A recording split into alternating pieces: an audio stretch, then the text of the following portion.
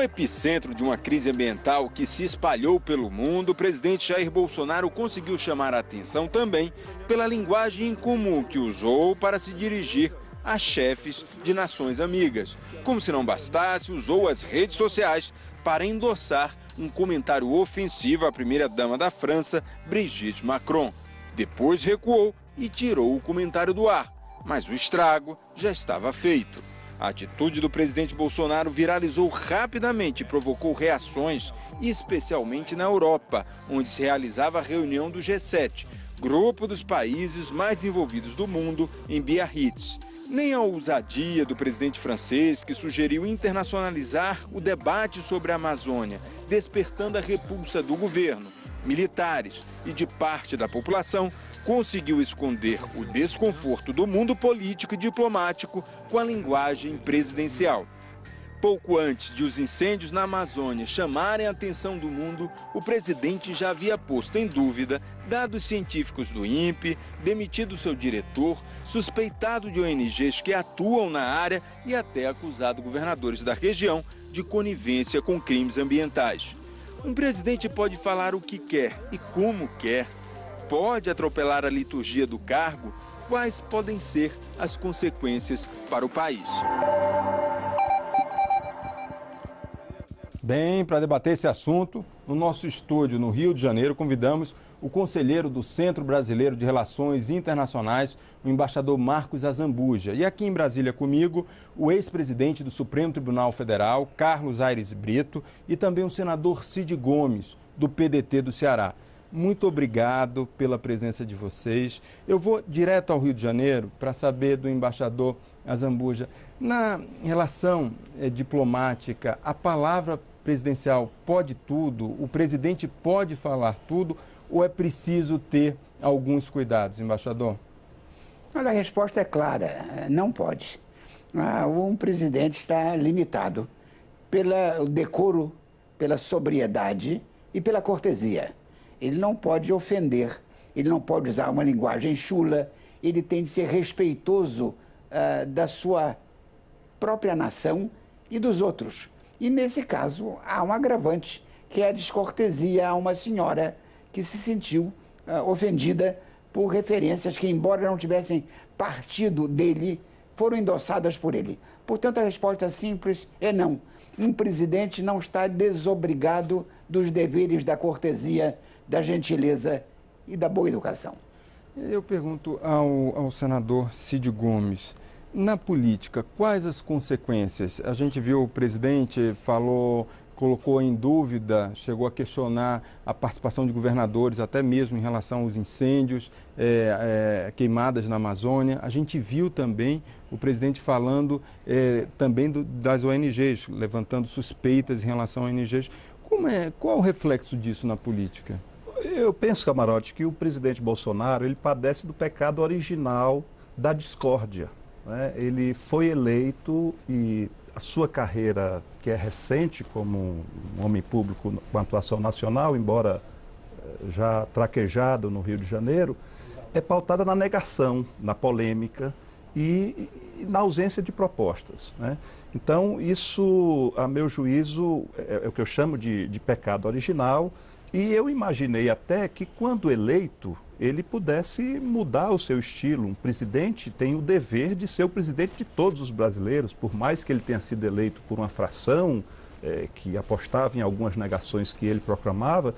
A meu juízo, um presidente faz parte da liturgia, né, da ação, não só da fala, mas da ação do presidente, procurar compreender que ele é o presidente do país como um todo e devia aproveitar um momento inicial para fazer propostas, de fato, que pudessem unir e abandonar um pouco o estilo polêmico. Lamentavelmente, eu acho que o pecado original é muito forte nele e ele continua já com 8 meses de governo querendo se afirmar ainda pela negação.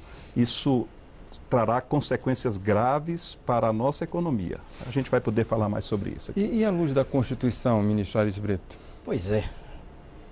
O presidente da República é o protagonista por excelência, protagonista maior, falando em nome da União, do país como um todo, é um protagonista maior das relações internacionais do Brasil. E a Constituição dispõe de regras até de princípios, literalmente, sobre as relações internacionais do Brasil, artigo 4º. E ali, soberania, né, soberania de cada povo, prevalência dos direitos humanos, não discriminar ninguém, busca pacífica para a solução dos conflitos, entendimento, né? Há uma regra que diz cooperação entre os povos para o progresso da humanidade, porque disso decorre a boa imagem do Brasil lá fora. O Brasil precisa de uma imagem correspondente à sua dignidade intrínseca. E certa incontinência verbal, né, projeta do nosso país uma imagem distorcida, uma imagem desfavorável, a repercutir nas relações jurídicas até de caráter econômico. Melhor substituir a incontinência verbal pela continência à Constituição, como fazia o general Dutra, o Marechal Dutra, quando queria inovar governamentalmente ou adotar uma política pública sugerida por alguém, ele dizia, está no livrinho. O livrinho é a Constituição. Aí eu queria até voltar para o Rio de Janeiro, mas antes, embaixador, eu queria colocar aqui uma fala do presidente francês, Emmanuel Macron, que reagiu à manifestação do presidente Jair Bolsonaro, que, através de uma rede social, acabou endossando uma crítica à primeira-dama francesa, Brigitte Macron. Vamos ver. Qu'est-ce que je peux vous dire? C'est triste, mais c'est triste d'abord pour lui et pour les Brésiliens. Et donc, moi, je pense que les femmes brésiliennes ont sans doute honte de lire ça de leur président. Je pense que les Brésiliens, qui sont un grand peuple, ont un peu honte de voir ces comportements et ils attendent, quand on est président, qu'on se comporte bien à l'égard des autres. Et comme j'ai beaucoup d'amitié et de respect pour le peuple brésilien, j'espère très rapidement qu'ils auront un président qui se comporte à la hauteur. Eu lhe pergunto, embaixador, o senhor que foi embaixador nosso, representante na França, o senhor que foi nosso representante na Argentina, secretário-geral do Itamaraty, como é que o senhor vê esse ambiente, que você tem ali já uma reação forte do presidente francês? O senhor estava falando que não pode tudo. Agora, qual a consequência disso para a imagem do Brasil e para as relações internacionais nossas? Olha, eu vou dizer a você, nós estamos vivendo um momento de desconstrução de certas práticas que eram estabelecidas no convívio internacional. Nós estamos vivendo um momento em que o presidente dos Estados Unidos, quando assume, abandona aquela retórica de dizer que ele seria o representante de todos para ser cada vez mais o presidente da sua base.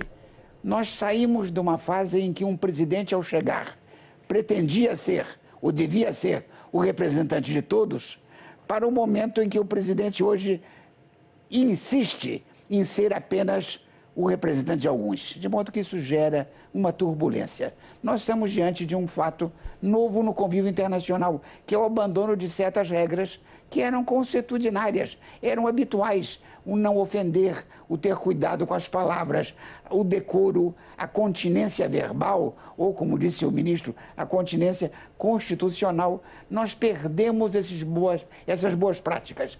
Então, eu acho que nós estamos entrando num território perigoso, em que a animosidade, a afetividade, o impulso predomina. Olha, diplomacia é um velho ofício. Ele foi desenhado porque se descobriu que não cumprir certas regras leva a controvérsia, a conflito, até a guerra. De modo que nós temos de ter um cuidado muito grande com as palavras, porque as palavras são o prefácio da ação. Elas muitas vezes indicam os caminhos que vão ser seguidos depois. De modo que não quero transformar um episódio quase anedótico numa crise internacional. Mas não é um bom precedente. Não saímos bem do episódio. A relação franco-brasileira sobreviverá, triunfará, mas nós demos um tiro no nosso próprio pé. E aí, antes de passar a palavra para o senador Cid, eu queria chamar uma fala do presidente Jair Bolsonaro. Essa semana ele colocou condições para receber recursos do G7. Vamos ver o que disse o presidente. Primeiramente, o senhor Macron deve retirar os insultos que ele fez da minha pessoa. Primeiro me chamando de mentiroso. E depois, as informações que eu tive, de que a nossa soberania está em aberta na Amazônia. Então você realmente, para conversar ou aceitar qualquer coisa da França, que seja das melhores intenções possíveis, ele vai ter que retirar essas palavras, né? E daí a gente pode conversar.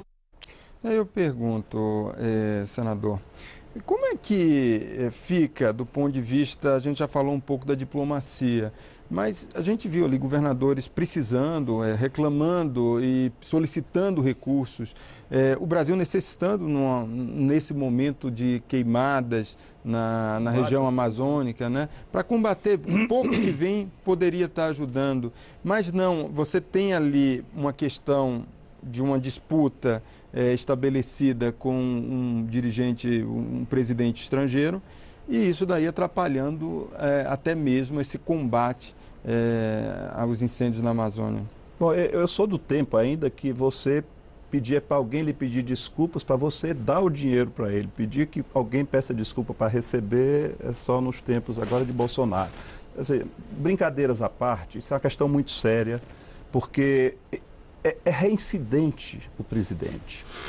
Nós temos no mundo hoje um conflito, todo dia você vê os Estados Unidos implementando barreiras comerciais contra a China e vice-versa, a China revidando, e o presidente, a China é o nosso maior parceiro comercial, é o país para o qual nós mais exportamos, ele toma partido dos Estados Unidos. Você tem uma briga, uma disputa histórica entre o mundo árabe e Israel. O mundo árabe é o nosso maior parceiro, é quem mais compra do Brasil, produtos agrícolas, que teoricamente até um eleitorado mais simpático do Bolsonaro, portanto, ministro, ele acho que não está, o embaixador, ele não está nem cuidando do eleitorado dele, é polêmica por polêmica, né? Ele toma partido de Israel. Você tem a Argentina, que é o nosso segundo maior parceiro comercial, ou terceiro, né? Terceiro na América do Sul, na América Latina, o nosso maior parceiro comercial. Ele se mete nos assuntos internos da Argentina. Então, ele é reincidente. Está faltando a ele realmente a compreensão do cargo que ele ocupa. E, lamentavelmente, eu não sei que preço a economia brasileira, os exportadores brasileiros terão de pagar para que ele compreenda que ele deve respeitar o cargo que ocupa. E a gente já não pode ficar emitindo opiniões pessoais à torta e à direita.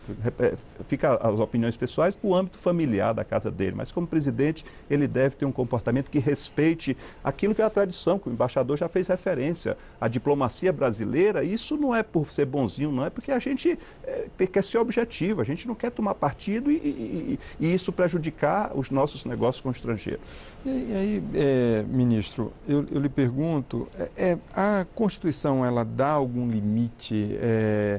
Tem como o presidente ser enquadrado à luz da Constituição? Bem, o embaixador Azambuja falou em decoro.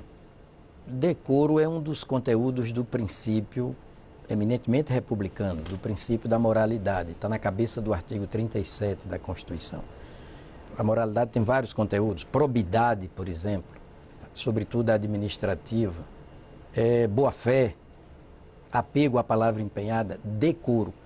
Tanto que no artigo 55, senador número 2, a Constituição fala da falta de decoro como causa de perda de mandato. Parlamentar, com Parlamentar. certeza. Então é preciso muito cuidado com a linguagem, porque no limite pode resvalar para uma situação de indecorosidade.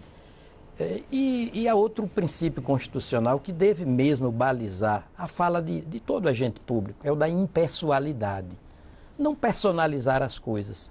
Nessa fala do presidente, eu acho que ele começou bem por uma parte, quando falou da soberania nacional. A soberania nacional é o primeiro princípio das relações internacionais do Brasil, artigo 4º, inciso 1º, com o nome de independência, né? Soberania. Sair em defesa da soberania nacional é correto, é dever do presidente. Mas quando disse me pedir desculpas, né, resvalou para o campo do personalismo, da pessoalidade. Né, Aí eu acho que o presidente deve, mais uma vez, pautar as suas falas como prenúncio da ação, disse bem o ministro, o embaixador Azambuja, pautar a sua fala pelos princípios da Constituição, não é? Pelas regras constitucionais. Por exemplo, há poucos dias eu vi o presidente falando sobre a Amazônia como se o meio ambiente estivesse a serviço dos proprietários rurais. Devesse, não é, comportar, exigir o meio ambiente, o trato com o meio ambiente, uma compatibilidade com as exigências da produção agropecuária. Na Constituição é o contrário. A propriedade rural é que deve estar sintonizada com o meio ambiente, porque se a propriedade rural não preservar o meio ambiente, incide em disfunção social, né?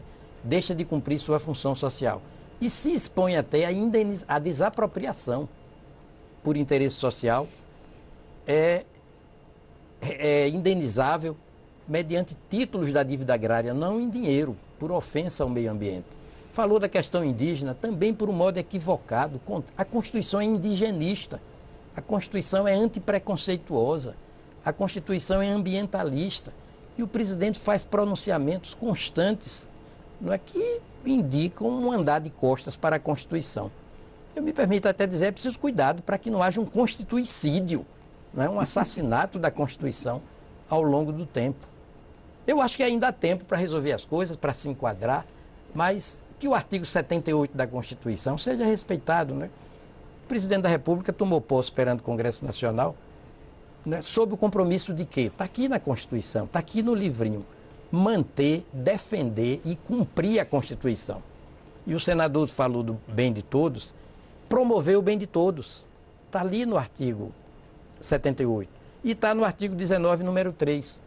A União, os Estados, o Distrito Federal e os municípios não podem criar distinções entre brasileiros, nem preferências entre si. O presidente é presidente de todo o povo brasileiro. Que ele se compenetre disso, né? Bem, infelizmente, esse nosso tempo do primeiro bloco já está esgotado. A gente faz um rápido intervalo e voltamos já já. Bem, estamos de volta com o Globo News Política. Essa semana para debater a questão da liturgia da palavra presidencial, a solenidade da palavra presidencial. Estou aqui com o ex-presidente do Supremo Tribunal Federal, Aires Brito, o senador Cid Gomes, o embaixador Marcos Azambuja. Eu vou direto para o Rio de Janeiro. Embaixador, essa questão da solenidade da palavra presidencial, é preciso ter um cuidado para evitar a vulgarização da palavra presidencial?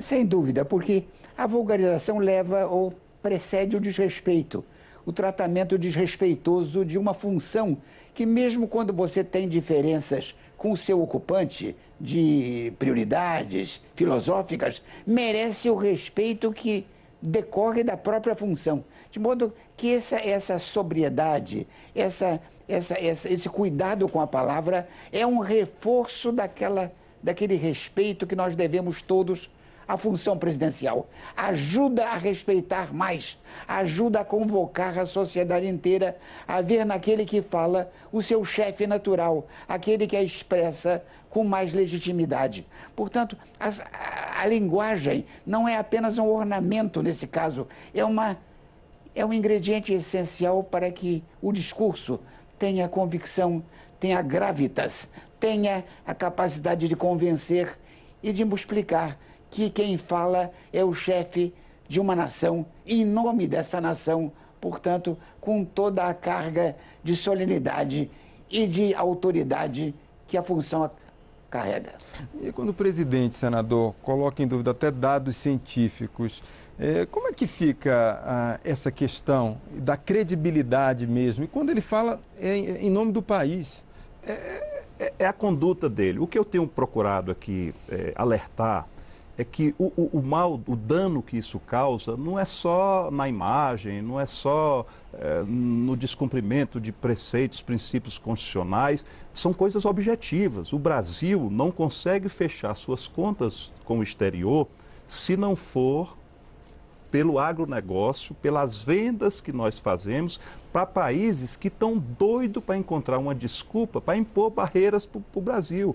E aí o meio ambiente será uma desculpa, né? Será uma desculpa, será um motivo alegado. O país não cumpre a legislação ambiental, então a França vai fazer, os agricultores da França vão soltar foguete, vão comemorar. E querem isso, os Estados Unidos querem isso, no mundo árabe muita gente quer isso. Então, o presidente, a inconsequência das suas palavras e das suas atitudes o dano que ele faz não é só a imagem dele, não é só a imagem do país, do Brasil, que sempre teve uma imagem excelente por não exatamente tomar partido em conflitos internacionais. Historicamente, nós abrimos, o Brasil presidiu o Congresso da ONU, de instalação da ONU, exatamente por essa tradição nossa. Mas o que eu quero alertar é que isso vai trazer prejuízos econômicos para o nosso país, em detrimento do emprego, da retomada do crescimento que a gente tanto luta. Bem, o nosso tempo está esgotado, mas eu queria passar a última palavra para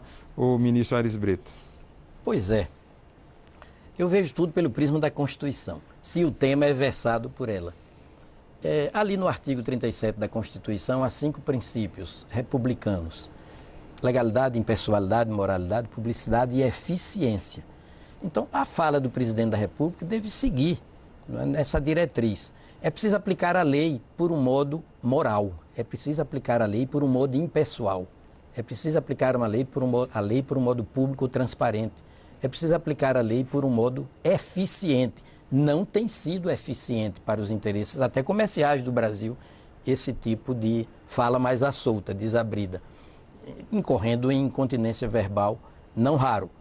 E é a diferença entre quem governa e como se governa. Não interessa quem governa, interessa é como se governa. E é preciso governar tendo em vista os altos interesses do país.